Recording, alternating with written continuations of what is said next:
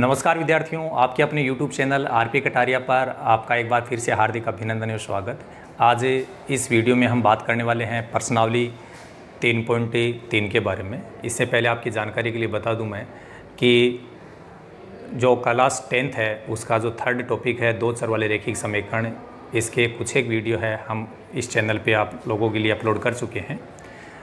तो 3.2 तक की जो एक्सरसाइज है वो कंप्लीट हो गई है और आज इस एक्सरसाइज की बात करने से पहले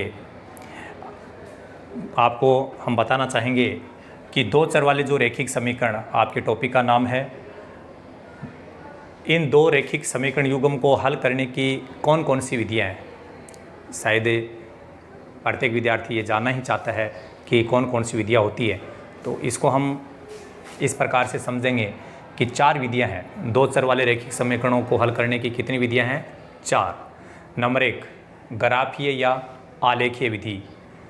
इस विधि में ग्राफ पेपर का प्रयोग करके हल किया जाता है और ये बात हम 3.1 और 3.2 की जो एक्सरसाइज है वहाँ पर हम सीख चुके हैं। और आज हम बात करने वाले हैं प्रतिस्थापन विधि के बारे में और आने वाली जो एक्सरसाइज है वहाँ पर हम बात करेंगे विलोपन विधि, इसके बाद में एक विधि है वज्र गुणन विधि, इनकी बात हम करने वाले हैं।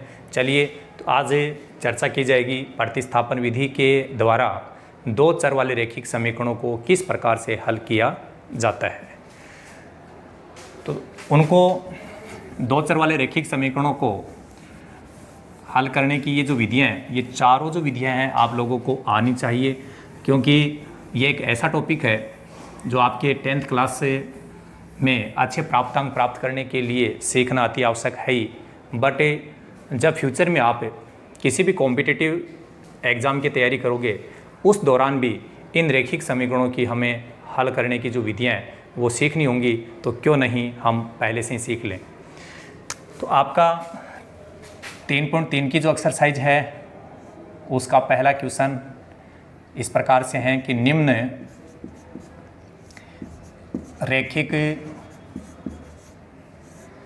समीकरण युग्म को प्रतिस्थापन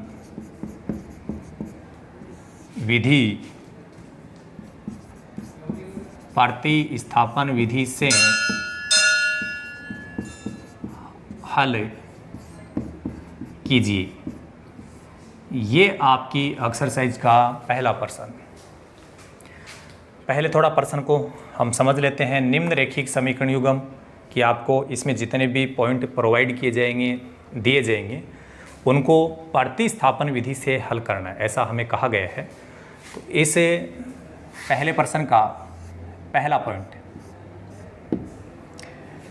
इसमें आपको दो समीकरण दिए गए हैं। पहला समीकरण है x प्लस वाई बराबर 14 और दूसरा समीकरण दिया गया है x माइनस वाई बराबर 4। अब इस पहले पॉइंट को जैसे हम हल करें तो हल करने के लिए क्या करना है, पहले तो विधि का ध्यान रखना है कि कौन सी विधि से, कौन से मेथड से हम इसको हल कर रहे हैं। तो उस विधि का नाम लिखेंगे प्रतिस्थापन विधि। प्रतिस्थापन विधि से इसके बाद पहला जो समीकरण दिया गया है वो समीकरण आप लिखेंगे और इस समीकरण में जैसा आप देख रहे हैं दो चर हैं, कौन कौन से हैं, x और y। इन दोनों चरों में से अपने को किसी न किसी एक चर का मान निकालना पड़ेगा। कौन से चर का मान निकालने पर हम लोगों को फ़ायदा होगा? जिस चर का गुणांक छोटा होता है उस चर का मान हम लोगों को निकालना चाहिए। आप देखेंगे कि यहाँ पर x का गुणांक भी एक ही है, y का गुणांक भी एक ही है, तो यहाँ पर तो हम किसी भी चर का मान निकाल सकते हैं। लेकिन कभी कभी होता क्या है कि दोनों चरों में एक चर का गुणांक छोटा होता है, एक का बड़ा। तो जिस चर का गुणांक छोटा हो आप उसका मान निकालने का प्रयास करें। यदि आप ऐसा करेंगे तो आपका जो रिजल्ट है वो बहुत ही सहज और सरल तरीके से आप उसको हल कर पाएंगे। चलिए मान लेते हैं कि हम लोग x का मान निकालना चाहते हैं। यदि x का मान निकालना चाहते हैं तो इस पद को हम ऐसा कैसा लिखेंगे और इसके तुरंत बाद में लगाएंगे बराबर का चिन्ह। बराबर के इधर पहले से 14 लिखा हुआ है। अब यहाँ पर कौन बच गया? y बच गया। ये y यहाँ पर प्लस का है, हम इसका इधर दाईं तरफ पक्षांतरण करेंगे तो ये किसका हो जाएगा? माइनस का। हम चाहें तो इसको ब्रैकेट में बंद कर दें। ब्रैकेट में बंद कौन सी स्थिति में किया जाता है? जब दो या दो से अधिक संख्याएं आपस में जुड़ जाती है या घट जाती है तो ब्रैकेट में बंद करना चाहिए। या यूँ कहें, ब्रैकेट में बंद करने से नुकसान होने का कोई मतलब ही नहीं है, फ़ायदा हो सकता है, तो फिर क्यों नहीं हम ऐसा काम ज़रूर करें। इसको समीकरण नंबर 1 बनाएंगे। शायद आप समझ गए होंगे कि पहले वाले समीकरण से हमें किसी न किसी एक चर का मान निकालना होता है। जैसा हमने यहाँ अक्स का मान निकाल लिया और इसको आप समीकरण नंबर 1 बनाएंगे। इसके जस्ट बाद में आप देखेंगे कि आपको जो दूसरा समीकरण दिया गया है, यदि वो सिंपल वे में लिखा हुआ है एकदम सीधा सीधा, तो उस समीकरण को आप ऐसा कैसा ही नोट करेंगे बिना किसी बदलाव के, कोई बदलाव नहीं करना है। और इसको हम समीकरण नंबर बनाएंगे 2। अब क्या करना है? पहले समीकरण में आपने जिस चर का मान निकाला, मान लीजिए आपने x का निकाला है तो हम समीकरण नंबर 2 में x का मान रखेंगे। यदि आपने y का मान निकाला है तो y का मान रखेंगे। तो आप देख रहे हैं यहाँ पर कि समीकरण नंबर 1 जो है वहाँ से समीकरण नंबर 2 में किसका मान रखना चाहिए अपने को? x का, क्योंकि हमने x का मान निकाला है। x का मान रखने पर अब मान किस प्रकार से रखा जाता है? बड़ी सिंपल बात है। जैसे हम x का मान रखना चाहते हैं तो यहाँ पर जो x दिखाई दे रहा है उस x की जगह अपने को ये लिखना है, ये तो इस प्रकार से हम लिखेंगे 14 माइनस y। इसके पहले गुणा में कोई संख्या नहीं है तो आप चाहें तो ये ब्रैकेट नहीं भी लगाएं तो चलेगा, लेकिन यदि इसके गुणा में कोई संख्या होती तो आपको ब्रैकेट लगाना अनिवार्य था। यदि ब्रैकेट आप नहीं लगाते तो गलत हो जाता। चलिए आगे बढ़ते हैं। x का मान यहाँ हम लिख चुके हैं, अब हमें कोई बदलाव नहीं करना है। इसको ऐसा कैसा नोट करना है? ये हो गया माइनस y बराबर 4। यहाँ पर x गायब हो चुका है, हमारे पास में केवल 2 चर हैं, दोनों जगह ही y आ रहे हैं। तो आप देखेंगे इन दोनों को हम या तो जुड़ेगा या घटेगा। एक बात ध्यान रखनी है, दोनों यदि एक जैसे निशान के हैं तो वो जुड़ेंगे। तो माइनस का 1y ये है, माइनस का 1y ये है, कितने y हो गए? माइनस के 2y बराबर में 4 पहले से था। इस 14 का इधर हम क्या कर देंगे? पक्षांतरण। जब 14 का पक्षांतरण करेंगे तो आप समझ गए माइनस से 14 बनेंगे। अगली स्टेप में क्या होगा कि ये जो आपका माइनस का 2y है इसको आप ऐसा कैसा लिखेंगे? यहाँ 4 में से 14 घट रहा है। यदि आप 4 में से 14 नहीं घटा पा रहे हैं कोई बात नहीं, 14 में से 4 घटा दीजिए, कितना बचेगा? 10। घटाने के बाद में जो संख्या होती है वो प्लस की संख्या भी आ सकती है और माइनस की भी। वो किस पे डिपेंड करेगा? बड़ी संख्या पर। यदि आपका बड़ी संख्या के पहले माइनस का चिन्ह है तो माइनस की संख्या बचेगी, और यदि प्लस का है तो प्लस की बचेगी।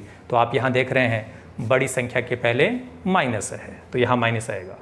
जब दोनों तरफ माइनस है तो ये माइनस इस माइनस को क्या बना देगा? प्लस। आपकी जो नेक्स्ट स्टेप है वहाँ पर ये जो 2 गुणा में आ रहा है वो कहाँ जाएगा? इसके भाग में। तो y बराबर हो जाएगा 10/2, और 10 में जब 2 का भाग लगाते हैं तो कितना आता है अभी? 5। और इस प्रकार आपने देखा कि हमने y का मान प्राप्त कर लिया। हमारे पास में चर कितने थे? 2 थे, एक x था, एक y था, तो हमें दोनों चरों का मान निकालना था। y का तो हमें प्राप्त हो गया। अब इसकी सहायता से हम x का मान भी निकालेंगे। उसके लिए क्या करना है? इस y का मान या तो आपको समीकरण नंबर 1 में रखना है या समीकरण नंबर 2 में रखना है, तो वहाँ से आपको x का मान मिलेगा। अब दोनों में से कौन से समीकरण में रखने पर अपने को ज़्यादा सुविधा रहेगी, तो इसके लिए मेरी तो यही सलाह है कि आप समीकरण नंबर 1 में ही रखिए, क्योंकि समीकरण नंबर 1 को थोड़ा बहुत हम आगे सरल कर चुके हैं। तो अब फ़ायदा क्या होगा? जैसे ही तुम यहाँ पर y का मान रखोगे तो y का मान रखते ही ये x की वैल्यू मिल जाएगी। तो हम लिखेंगे समीकरण नंबर 1 में y का मान रखने पर, तो इसके बाद देखिए यहाँ y का मान 5 आ गया। आपका समीकरण नंबर 1 ये है। आपको केवल इतना ही करना है, जहाँ y दिखाई दे रहा है वहाँ 5 लिखना है, बाकी इसको यहाँ से लेकर के यहाँ तक ऐसा कैसा नोट कीजिए। x बराबर 14 माइनस y की जगह 5, 14 में से 5 घटाएंगे 9, तो x बराबर कितना आ गया भाई? 9 आ गया। और यही आपका क्या है? फाइनल रिजल्ट है। x का मान 9 तथा y बराबर 5। इन दोनों वैल्यू को आप चाहें तो एक साथ बॉक्स में बंद कर सकते हैं, इस प्रकार लिख सकते हैं। तो आप फाइनल रिजल्ट पे पहुंच चुके हैं।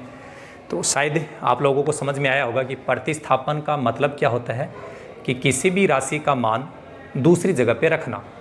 प्रतिस्थापन का मतलब है मान रखना। तो यहाँ पर हम लोगों ने इसका पहला पॉइंट है वो कंप्लीट किया, और इसके जस्ट बाद हम बात करेंगे पॉइंट नंबर 2। पॉइंट नंबर 2 में जो समीकरण युग्म दिया गया है उसको आप एक बार लिख लेंगे, फिर हम इसी प्रोसेस को काम में लेते हुए आगे बढ़ेंगे। पॉइंट नंबर जो 2 है, इसमें पहला समीकरण है s माइनस टी बराबर 3 तथा दूसरा समीकरण है s बटे 3 प्लस टी बटे 2 बराबर 6। तो ये तो आपका क्वेश्चन है, हम तो इसका सॉल्यूशन प्राप्त करना चाहते हैं। तो जैसे ही हम इसको हल करेंगे तो क्या करना है, एक बार पहला समीकरण लिखेंगे, लेकिन उससे पहले विधि का नाम बताएंगे कि हम कौन सी विधि से इसको हल कर रहे हैं। प्रतिस्थापन विधि से पहला समीकरण लिखेंगे s माइनस टी बराबर 3। यहाँ पर आप देख रहे हैं कि 2 नए टाइप के चर आ गए। पहले वाले समीकरण में तो x और y आ रहा था, यहाँ पर कौन कौन से चर आ गए, s और t। घबराने की आवश्यकता नहीं है, काम वही करना है। इन दोनों चरों में से किसी एक चर का मान हम यहाँ से निकालेंगे। तो जैसे हम s का मान निकालना चाहते हैं तो s को ऐसा कैसा लिख दो, बराबर लगा दो। अब बराबर के इधर पहले से 3 तो लिखा हुआ था, तो ये तो लिखना ही था। ये जो माइनस का t है, इसका इधर हम क्या करेंगे, पक्षांतरण करेंगे। तो इस माइनस टी को जब इधर लेके जाएंगे तो ये किसका हो जाएगा, प्लस का हो जाएगा। अब इसको ब्रैकेट में बंद कर दें और समीकरण नंबर 1 बना दें। इसके बाद समीकरण नंबर जो 2 है उसको आप नोट करेंगे इस प्रकार से। और यहाँ आपको करना क्या है, समीकरण नंबर 2 में तो हमें कोई बदलाव करना ही नहीं था। समीकरण नंबर 2 जैसा भी है उसको वैसा वैसा ही लिख दीजिए, ठीक है। अब इस समीकरण नंबर 1 में हम मान रखेंगे, किसका मान रखेंगे, यहाँ हमने किसका मान निकाला है, s का। तो s का मान यहाँ रखेंगे। तो यहाँ ये जो s है इसकी जगह क्या लिखा जाएगा, 3 प्लस टी, और ऐसा करते ही s का मान इसमें रखा जाएगा और आगे हम हल कर लेंगे। तो यहाँ लिखेंगे समीकरण नंबर 1 से समीकरण नंबर 2 में s का मान रखने पर, कैसे रखा जाए, रखने का मतलब समझ रहे हो। यहाँ जो s है वहाँ पर हमें क्या लिखना है, ये लिखना है। क्यों, क्योंकि s का मान यहाँ हम निकाल चुके हैं। तो यहाँ से स्टार्ट कीजिए। s का मान ये रहा 3 प्लस टी, ब्रैकेट लगा दीजिए, बटे में 3 प्लस, आगे कुछ करना है ही नहीं क्योंकि हमें तो s का ही मान रखना था। तो बाकी को ऐसा कैसा नोट कर दो, t बटे 2 बराबर 6। यहाँ पर ये समीकरण है वो भिन्न के रूप में आ रहा है, बटे में आ रहा है। तो हम इसका क्या लेंगे, एलसीएम। 3 और जो 2 है उसका एलसीएम लेंगे, कितना आएगा, 6। 3 का भाग 6 में लगाएंगे 2, और 2 जो आ रहा है उसको इन दोनों से यहाँ गुणा कर देंगे। तो 2 को जब यहाँ गुणा करेंगे 6, और 2 को t से गुणा करेंगे 2t, प्लस 2 का भाग 6 में लगाएंगे, कितना आएगा, 3। 3 को फिर यहाँ गुणा करेंगे t से, तो उसको लिखेंगे 3t। 3 को जब t से गुणा करते हैं तो इसमें 3 अज्ञात राशि है, 3 तो ज्ञात है और t अज्ञात है। ज्ञात और अज्ञात को जब गुणा करते हैं तो पास पास में लिख देते हैं, गुणा हो जाता है। ये 6 केवल सिंगल संख्या है, न किसी के साथ जुड़ रहा है न घट रहा है, तो इसको ऐसा कैसा लिखेंगे। और जो आपकी अगली स्टेप है वहाँ पर देखिए क्या होगा। ये जो 2t और 3t आ रहा है, पहले इनको दोनों को सरल करेंगे। दोनों ही प्लस के हैं तो दोनों जुड़ जाएंगे, कितना बनेगा, 5t। भाई 2t में जब 3t को जोड़ेंगे तो 5t बनना है। और ये जो प्लस का 6 है ये अलग ही रहेगा, बटे 6 बराबर 6, इसके साथ कुछ नहीं था तो इसके बटे में 1 लगा लीजिए। और अब हम करेंगे वज्र गुणा, ठीक है। तो यहाँ आप चाहें तो लिख सकते हैं वज्र गुणा करने पर। तो वज्र गुणा करना मतलब होता है, ऐसे गुणा करते हैं तिरछा, 1 को पहले इनसे गुणा कर दो। तो जब 1 को यहाँ गुणा करेंगे तो यही आना है 5t + 6। अब लगा दीजिए बराबर, क्योंकि हमने 1 को तो इससे गुणा कर ही लिया। जैसे ही आप इसको इससे गुणा कर देते हो फिर उसके बाद में बराबर लगाना है, बराबर है यहाँ पर। अब इनको गुणा करो तो ये कितना हो गया 36। हम तो t का मान निकालना चाहते हैं, क्योंकि हमारे पास में यहाँ पर कौन सा चर बचा है, t ही बचा है। तो इस t वाले पद को एक बार ऐसा कैसा लिखेंगे, बराबर लगाएंगे। यहाँ पर जो 6 है इसका इधर क्या करेंगे, पक्षांतरण करेंगे। ये लीजिए 5t बराबर ये हो गया 30, t का मान निकालेंगे। तो अब ये जो गुणा में 5 था वो इसके भाग में जाएगा, इसके बटे में लिख देंगे। तो यहाँ से t जो है, t का मान कितना प्राप्त हो गया अपने को 6। अब ये जो t का मान आ रहा है ये मान हम कहाँ रखेंगे, मैंने आपको बताया था आप 1 में भी रख सकते हो, 2 में भी रख सकते हो, इच्छा आपकी है। लेकिन इच्छा तो आपकी है, लेकिन इच्छा के साथ साथ में हम कम से कम ये भी तो देखेंगे ना कि फ़ायदा हम लोगों को कहाँ होता है। समीकरण नंबर जो 2 है, यदि वहाँ पर मान रखोगे तो इसको आपको फिर से लैस वगैरह लेकर के सरल करना पड़ेगा, तो थोड़ा टाइम लगेगा। तो हम ऐसा काम क्यों करेंगे, t का मान समीकरण नंबर 1 में ही रख दिया करो। आप तो फिक्स कर दो कि मुझे तो समीकरण नंबर 1 में रखना है, आपका टाइम भी बचेगा और काम जो है वो बड़ा ही आसान हो जाएगा।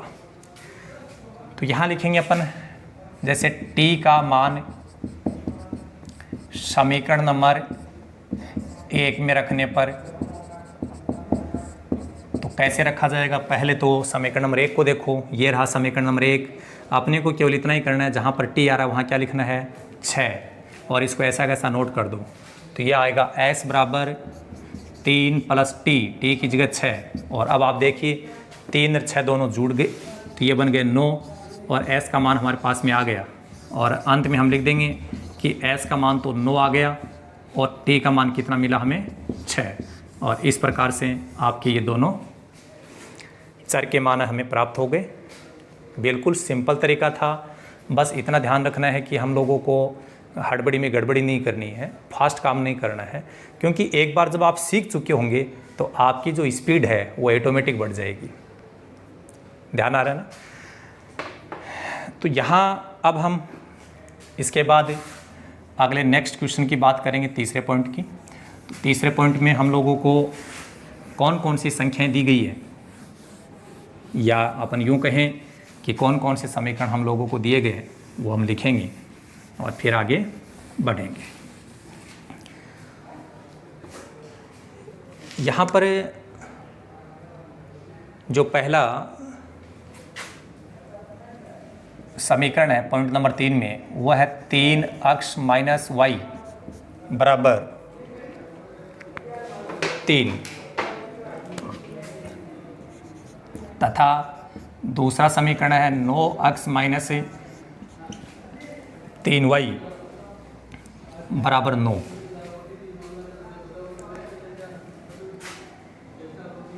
अब अपने को प्रतिस्थापन विधि का प्रयोग करना है। लगातार हम 2 पॉइंट कर चुके हैं तो आपको याद ही हो गया। अब आप पहला समीकरण लिख दो।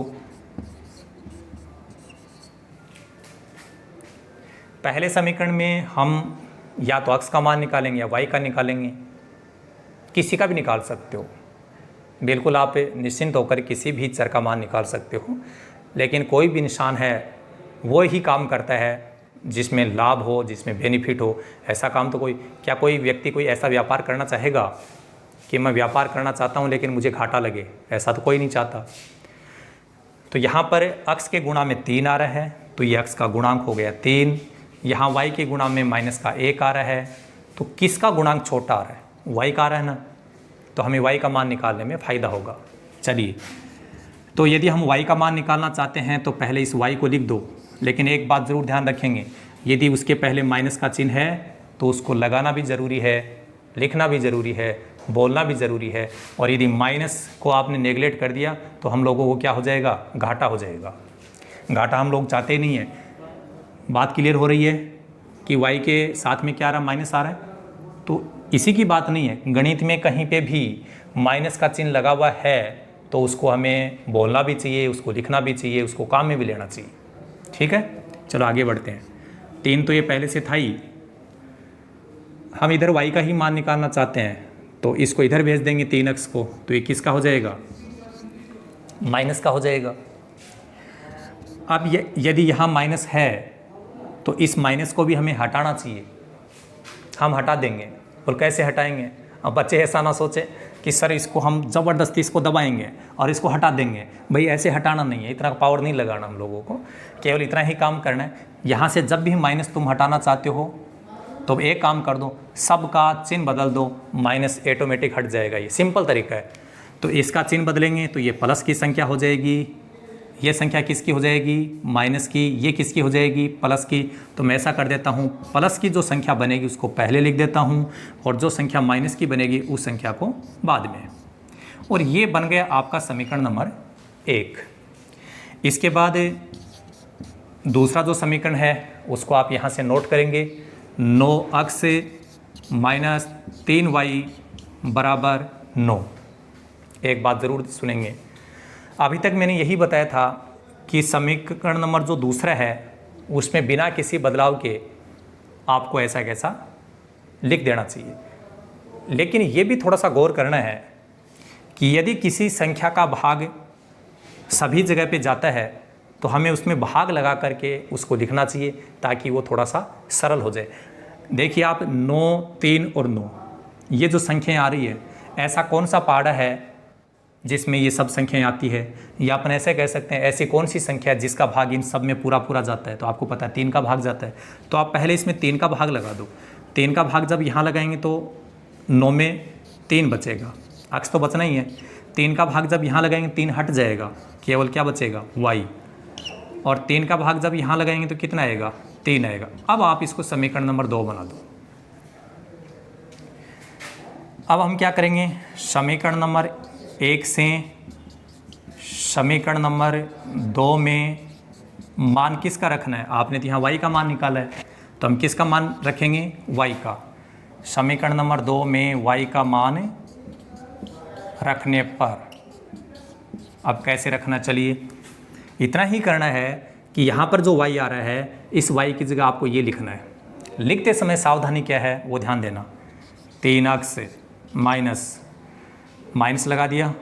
यदि माइनस कहीं पे आ रहा है और यदि तुम कोई बड़ी संख्या लिख रहे हो, जैसे y की जगह हम ये लिखेंगे तो ये बड़ी संख्या हो गई, तो यहाँ ब्रैकेट लगाना ज़रूरी है। यदि ब्रैकेट हम लोगों ने नहीं लगाया तो क्या स्थिति बनेगी आप देखेंगे। चलिए देखो आगे जब हम बढ़ेंगे तो ये हो गया 3x, ऐसा कैसा, ब्रैकेट के बाहर यदि माइनस है तो जैसे ही हम ब्रैकेट को हटाएंगे तो माइनस को अंदर गुणा करना पड़ेगा, और माइनस को गुणा करने का क्या प्रभाव पड़ेगा, केवल चिन्ह बदल जाएगा। पहली बात ध्यान से सुनेंगे, ब्रैकेट के बाहर माइनस है तो उस चिन्ह को अंदर गुणा करना है। गुणा करने पर होगा क्या, चिन्ह बदलेगा। 3x यहाँ प्लस का है तो 3x किसका हो जाएगा, ये लो माइनस का, और ये माइनस का है तो ये किसका हो गया, प्लस का, बराबर 9। यहाँ 3x प्लस का है, 3x माइनस का है, ये तो कट ही गया। हमारे पास में बच क्या गया, 3 बराबर 9। अब यहाँ पर x भी गायब हो गया, y भी गायब हो गया, तो अब क्या होगा देखिए, हम जानते हैं परंतु 3 है वो 9 के बराबर नहीं होता है, अतः हम बोल सकते हैं कि यह असंभव है। क्लियर हो गई बात। और ऐसी स्थिति में किसी भी प्रकार का हल नहीं होगा, न x का मान निकलेगा न y का मान। इसलिए समीकरण युग्म का कोई हल नहीं होगा, कोई हल नहीं होगा। एक बार इस प्रश्न की मैं दोबारा बात कर देता हूँ, क्योंकि ये जो पॉइंट है दोनों पॉइंटों से कुछ अलग है। पहले समीकरण को लिखते हुए यहाँ से x या y जिसका मान आपको ठीक लग रहा है, ठीक कौन सा लग रहा है, जिसका गुणांक छोटा है उसका मान निकालना चाहिए।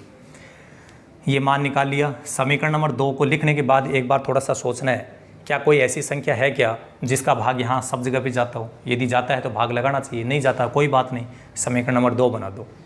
समीकरण नंबर 1 से समीकरण नंबर 2 में मान रखेंगे। किसका मान रखना है? यहाँ पर y लिखा है तो y का रखना है, x है तो x का। और मान रखने का मतलब ये है कि जहाँ y है वहाँ पर ये लिख दो बस। ये बात आप ज़रूर ध्यान रखेंगे, माइनस कहीं पे आ रहा है तो उसके आगे ब्रैकेट लगाना चाहिए अपने को, नहीं तो संख्या है वो गलत हो जाएगी। जैसे ही हमने इसको सरल किया तो आपने देखा कि ये तो 3 बराबर 9 आ गए, यहाँ तो x और y दोनों ही गायब हो गए। अब जो दोनों ही गायब हो गए तो हम क्या करें भाई? दुनिया में कोई व्यक्ति चला जाए, हम चाहे कितना भी रोना पीटना करें तो ऐसा तो है नहीं कि हम उसको दोबारा लेकर के आ जाएंगे। अब x और y दोनों गायब हो ही गए तो हमारे पास में ऐसा कोई पावर नहीं है। कोई ऐसा मत सोचना कि सर के पास पावर नहीं है, पावर किसी के पास नहीं है कि वो x और y को दोबारा लेके आ जाए। चले गए कोई बात नहीं, हम जान गए कि 3 है वो 9 के बराबर तो हो ही नहीं सकता, इसलिए हम लिखेंगे 3 नॉट इक्वल टू 9। यह तो असंभव है, और यदि ऐसा हो जाता है तब समीकरण युग्म का कोई हल नहीं होगा। बिल्कुल क्लियर हो गई होगी ये बात, ठीक है। चलिए अब हम आगे बात करेंगे अगले पॉइंट के बारे में। पॉइंट नंबर जो 4 है उसमें कैसे कैसे समीकरण हम लोगों को दिए गए हैं वो एक बार आप नोट करेंगे। सभी विद्यार्थियों से मेरा तो यही कहना है कि गणित जो है, गणित से डरना नहीं है, डराना है। इतनी मेहनत कीजिए कि गणित जो है वो हमसे डरने लग जाए, और जिस दिन गणित डरने लगेगी तभी तो हम लोगों की जीत होगी। जब हम डर जाते हैं तो हम हार जाते हैं, जब हम डरते नहीं हैं तो हम जीत जाएंगे। तो जीतना है तो हम लोगों को मैथ से बिल्कुल नहीं डरना है और लगातार हम लोगों को काम करना है। पॉइंट नंबर 4, पॉइंट नंबर 4 में पहला समीकरण दिया गया 0.2x प्लस 0.3y बराबर 1.3। ये आपका पहला समीकरण। इसके बाद दूसरा समीकरण है 0.4x प्लस 0.5y बराबर 2.3।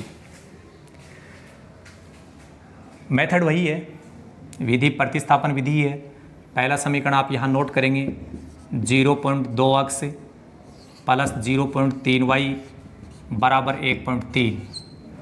अब विद्यार्थी घबरा रहे हैं भाई कि सर यहाँ तो पॉइंट आ गया, दशमलव आ गया। अरे पॉइंट क्या छोटी सी चीज़ है यार, इससे क्या डर रहे हो? डरना थोड़ा ना है, पॉइंट से कभी नहीं डरना है। पॉइंट हम बनाएंगे, हम जीतेंगे। और यहाँ आप देखेंगे कि इस पॉइंट का क्या इलाज करें। लोग कई बार ये नहीं है कि हम डर ना जाते हैं, इसका मतलब उतना बड़ा कोई डर है। देखना पॉइंट कितना जल्दी हटता है। एक्स और वाई को एक बार ध्यान में नहीं देना, एक्स और वाई के अलावा देखना है। यदि मैं 0.2 की बात करूं तो ये बताना कितने अंकों के बाद में दशमलव लग रहा है, 1 अंक के बाद।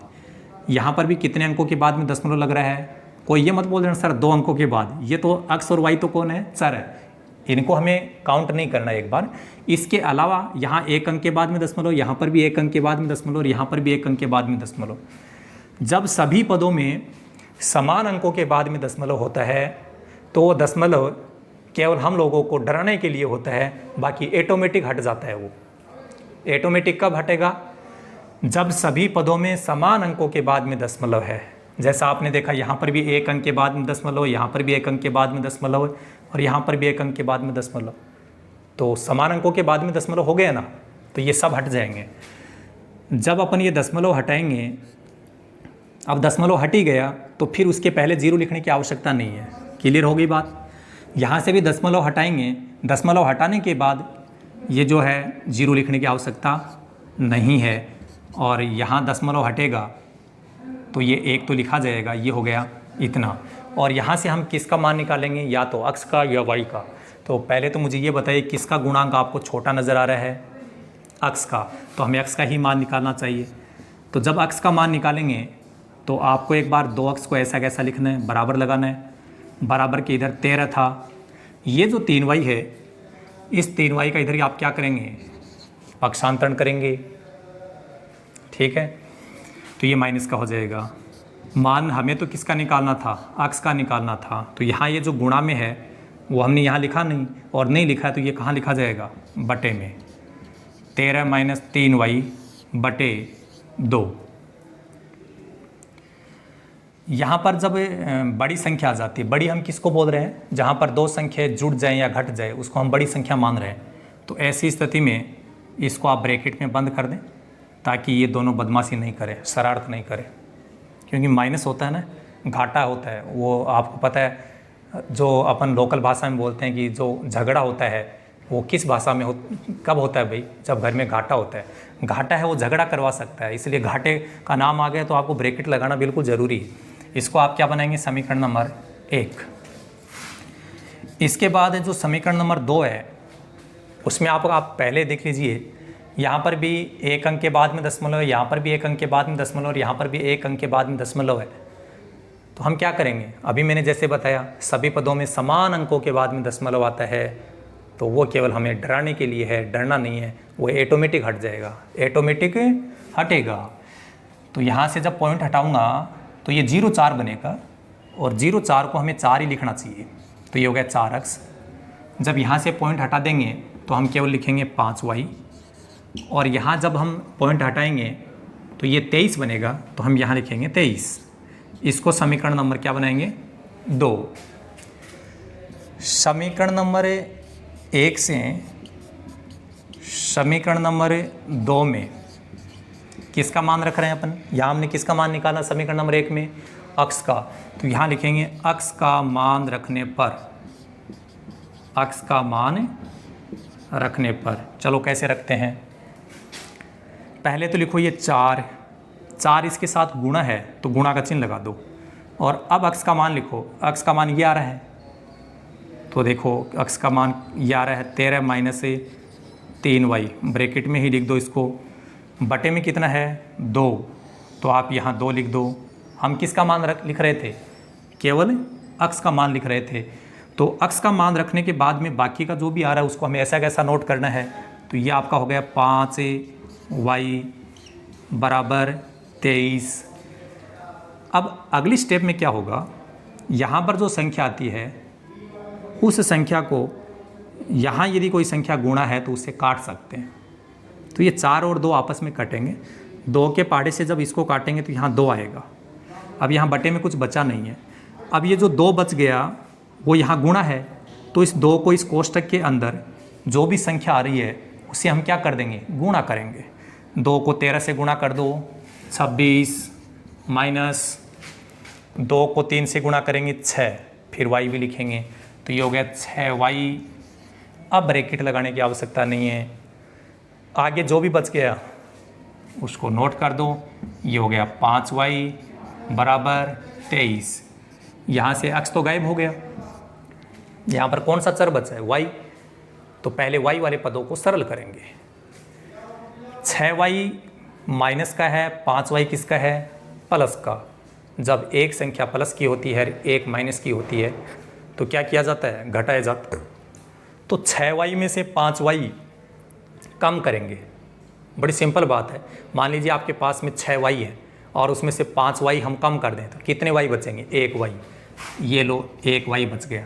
लेकिन घटाने के बाद में चिन्ह का विशेष ध्यान रखना है, क्योंकि घटाने के बाद में जो उत्तर आता है ना, वो हमने छोटी कक्षाओं में तो इतना गौर नहीं किया है, लेकिन यहाँ पर समझना ज़रूरी है। घटाने के बाद आपका उत्तर है वो प्लस का भी हो सकता है और माइनस का भी हो सकता है। अब चेक करके देखो कि आपने सही लिखा है, गलत लिखा है। हमें देखना है कि हमने जब इन दोनों को आपस में घटाया तो इनमें बड़ी संख्या कौन सी है, बड़ी संख्या ये है।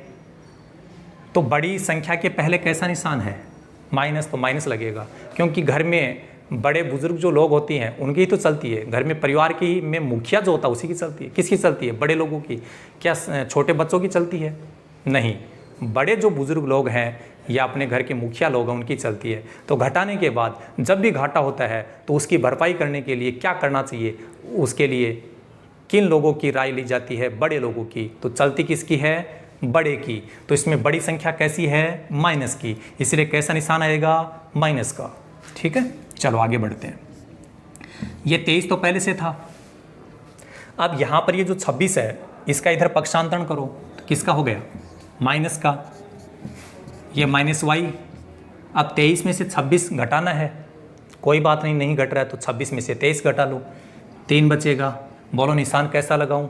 घटाने के बाद घाटे में चलती किसकी है, याद कर लो कि सर ने एक बात बताई थी, घाटे में किसकी चलेगी, बड़े की, बड़े की, बड़े की। बड़ा कौन सा, खाने वाला बड़ा नहीं है, बड़े लोगों की। तो आप ये समझ लीजिए कि छोटी संख्या में यदि बड़ी संख्या को घटाया जाता है तो आपका उत्तर है वो माइनस का ही बचेगा, क्योंकि बड़ी संख्या के पहले माइनस है।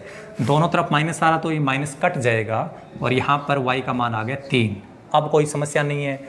ये जो y का मान 3 आ रहा है ये अपन कहाँ रखेंगे, समीकरण नंबर 1 में। समीकरण नंबर 1 में y का मान रखने पर, चलो यहाँ से स्टार्ट करो, अक्ष बराबर 13 माइनस ये रहा 3 गुणा, क्योंकि y इसके साथ गुणा है तो गुणा का चिन्ह लगाओ और फिर y का मान लिखो, तो y का मान 3 है बटे यहाँ 2 है। तो आप हमने केवल क्या किया है, समीकरण नंबर 1 में कोई ज़्यादा बदलाव नहीं किया है। जहाँ y दिख रहा था वहाँ हमने कितना लिख दिया है, 3 लिख दिया है। ये इससे गुणा था तो हमने गुणा लगा दिया, बाकी तो कुछ किया ही नहीं है ना। देखो 3 को 3 से गुणा कर लो 9, तो वो 13 में से 9 घटेगा, कितना बचेगा, 4 बचेगा। 4 बटे कितना हो गया, 2। कितना आएगा भाई, 4 में 2 का भाग लगाने पर 2 आएगा। अंत में हम एक साथ लिख देंगे, अतः x बराबर 2 और y बराबर कितना आया, 3। ये आपका रिजल्ट है।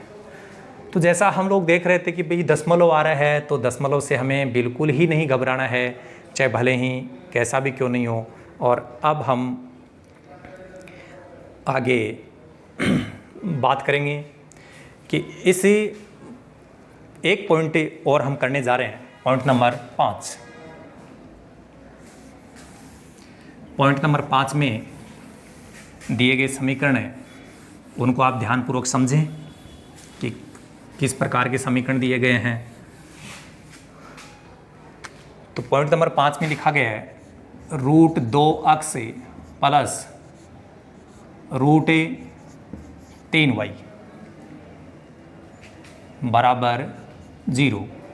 दूसरा समीकरण क्या दिया गया है, √3x माइनस √8y बराबर 0। ये आपके दो समीकरण हैं। अब अपन इसको हल करना चाहते हैं। विधि के बारे में हम बात कर चुके हैं कि प्रतिस्थापन विधि का प्रयोग करेंगे। तो प्रतिस्थापन विधि में सबसे पहले पहला समीकरण लिखेंगे आप और यहाँ से किसका मान निकालें, जिसका गुणांक छोटा नज़र आ रहा है तो x का मान निकाल लो। और किसी के गड़बड़ है, कोई कह रहा है कि सर आप तो लगातार x का ही मान निकाल रहे हो, क्या y आपका दुश्मन तो नहीं है, y का मान क्यों नहीं निकाल रहे हो, इसके बेचारे के साथ में इतनी नाइंसाफ़ी क्यों कर रहे हो, y का मान क्यों नहीं निकाल रहे हो, आप लगातार x का निकाल रहे हो। ऐसा कुछ नहीं है। यदि आपकी मर्जी है कि y का मान निकालना है तो आप y का मान भी निकाल सकते हैं, ठीक है ना। मुझे x अच्छा लगता है तो मैं x का मान निकाल लूँ, आपको y ठीक लगता है तो y का मान निकाल लो, मर्जी अपनी अपनी है। तो जैसे मैं x का मान निकालना चाहता हूँ तो एक बार इसको ऐसा कैसा लिखेंगे, बराबर में इधर 0 लिखा हुआ है तो आप जानते हैं 0 को चाहे जोड़ा जाए चाहे घटाया जाए कोई फर्क तो पड़ने वाला है नहीं, इसलिए 0 को यहाँ लिखो ही मत, ठीक है। अब इसका इधर पक्षांतरण कर दो तो ये हो जाएगा माइनस √3y। अब हम मान निकालना चाहते हैं केवल x का, तो ये √2 जो है वो इसके गुणा में आ जाएगा, सॉरी भाग में आ जाएगा। √2 यहाँ बटे में आएगा। इसको हम क्या करेंगे, समीकरण नंबर 1 बनाएंगे। अब समीकरण नंबर जो दूसरा आपका है उसको आप यहाँ लिखेंगे। कौन सा समीकरण है, ये रहा। समीकरण नंबर 2 क्या है, √3x माइनस √8y बराबर 0।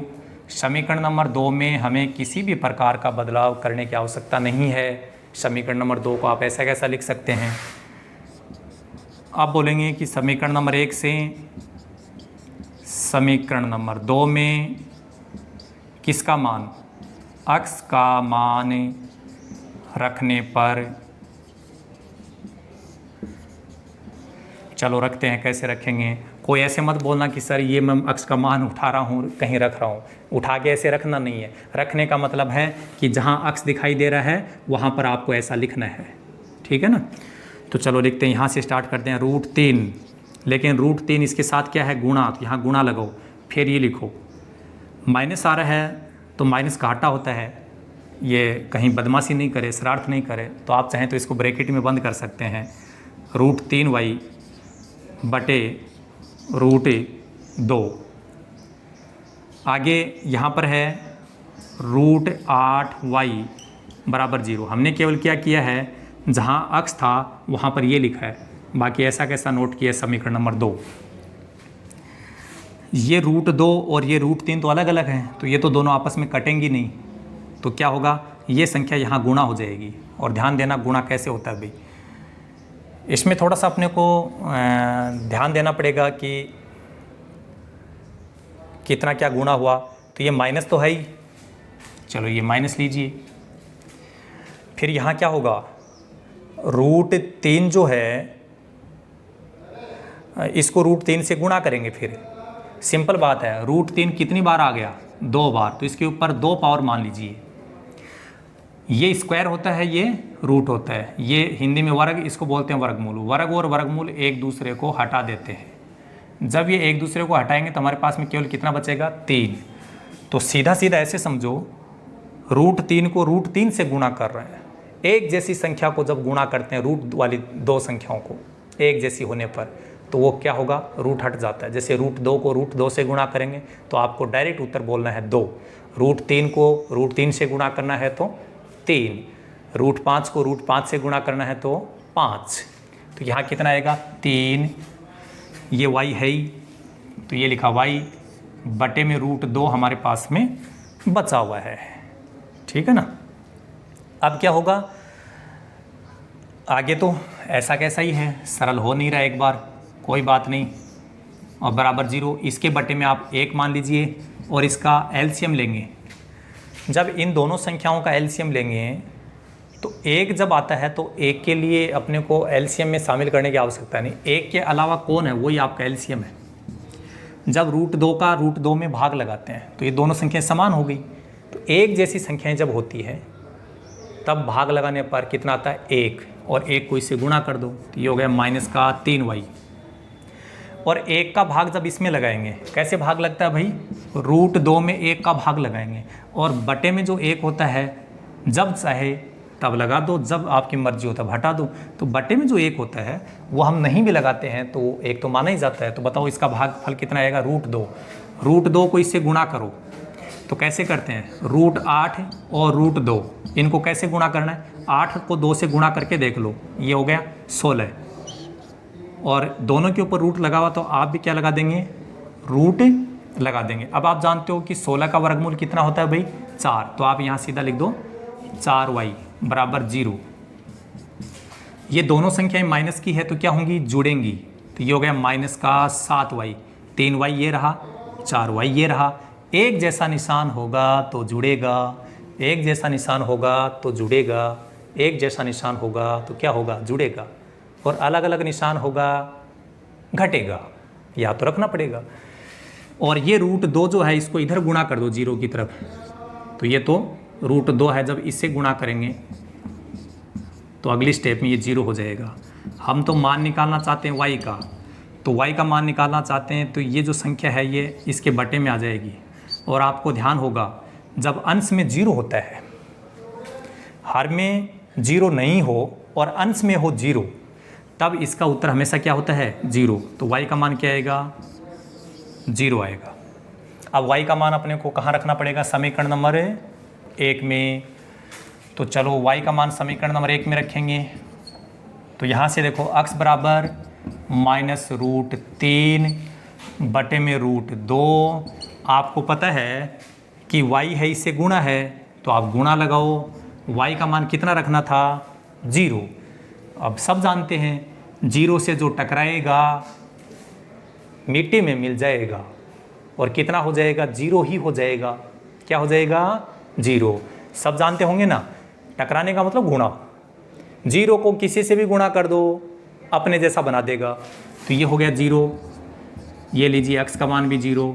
तो आप यहाँ पर देख रहे हैं कि हमें x का मान भी 0 मिला, y का मान भी 0 मिला, और ये आपका क्या हो गया, रिजल्ट हो गया। तो इस वीडियो में हम इतनी ही चर्चा करेंगे, और बाकी इस 3.3 की एक्सरसाइज में जो क्वेश्चंस बच गए हैं वो हम अगले वीडियो में लेकर के आपके बीच में हाजिर होंगे। तब तक आप इनको अच्छी तरह से वीडियो देखें, समझें, गौर करें। निश्चित रूप से मुझे विश्वास है कि आप लोगों को ये बिल्कुल ही अच्छे ढंग से समझ में आ जाएगा। फिर भी यदि किसी को किसी भी प्रकार की प्रॉब्लम है इनसे रिलेटिव, तो इनसे रिलेटेड जो भी प्रॉब्लम आपको है तो आप हमारे कमेंट बॉक्स में जाकर के कमेंट कर सकते हैं कि इस पर्सन में ये प्रॉब्लम है। तो आपके कमेंट को जैसे ही मैं रीड करूँगा, रीड करने के बाद में आप लोगों का सॉल्यूशन हो जाएगा। So thank you so much, all the best, be positive always.